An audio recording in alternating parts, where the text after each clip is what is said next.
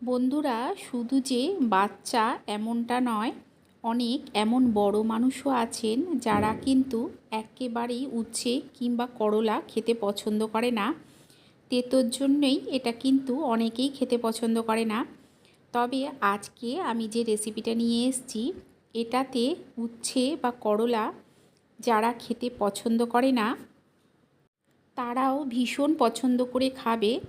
তেতো কিন্তু আমাদের শরীরের জন্য উপকারী। শুধুমাত্র রান্নার পর এটা ভীষণ তেতো লাগে বলেই অনেকেই কিন্তু এটা খেতে পছন্দ করে না। তবে এইভাবে একবার বানিয়ে খেয়ে দেখবেন, এতে কিন্তু তেতো ভাবটা অনেকটাই কমে যায়। আর এটা খেতে এতটাই সুন্দর হয়, দেখবেন যারা উচ্ছে কিংবা করলা খেতে পছন্দ করে না তারাও কিন্তু এটা চেয়ে চেয়ে খাচ্ছে। একদম অন্য রকমের একটা রেসিপি। এটা বানানোর জন্য আমি 3টে উচ্ছে নিয়েছি এখানে। আপনারা যদি মনে হয় বেশি পরিমাণে বানাবেন, সেক্ষেত্রে উচ্ছের পরিমাণটা বাড়িয়ে নিতে পারেন। সমস্ত উচ্ছেগুলোকেই গোটা রাখতে হবে, তবে এর মাঝখানের অংশটা কিছুটা অল্প করে কেটে নেব আমি।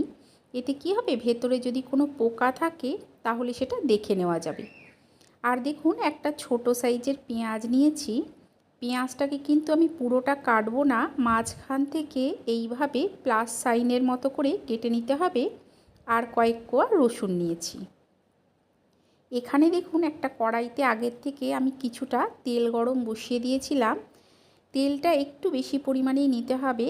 এখন এতে একটা শুকনো লঙ্কা দিয়ে দিলাম। শুকনো লঙ্কাটা আগে ভেজে তুলে নেব।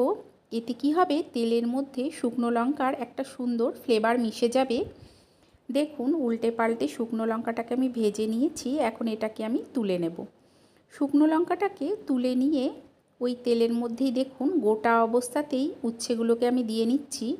পেঁয়াজটা রসুনটাও দিয়ে দেব, তবে লবণ কিন্তু আমি এখন দেব না।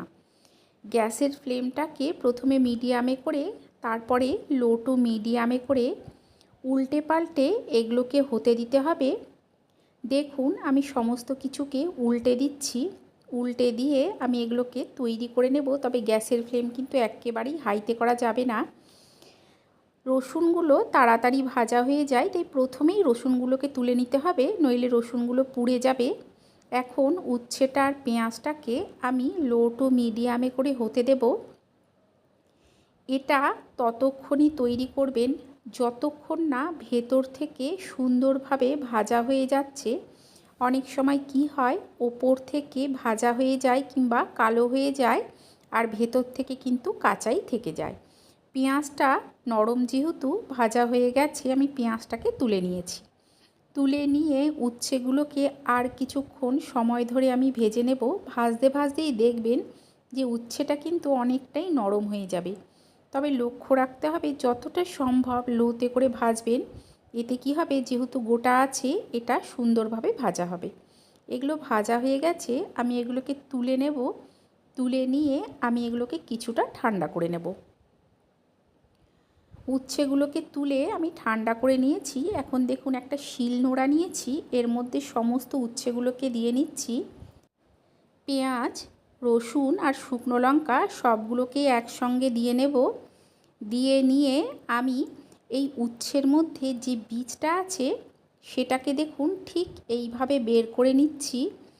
ভাজতে ভাজতেই আমি বলেছিলাম উচ্ছেটা কিন্তু একেবারেই নরম হয়ে যাবে। আর এই উচ্ছেটা নরম হয়ে গেলে কিন্তু এর বীজটা খুব সহজেই বের করে নেওয়া যাবে। 3টে উচ্ছেরই বীজটাকে ভালো করে আমি বের করে নেব।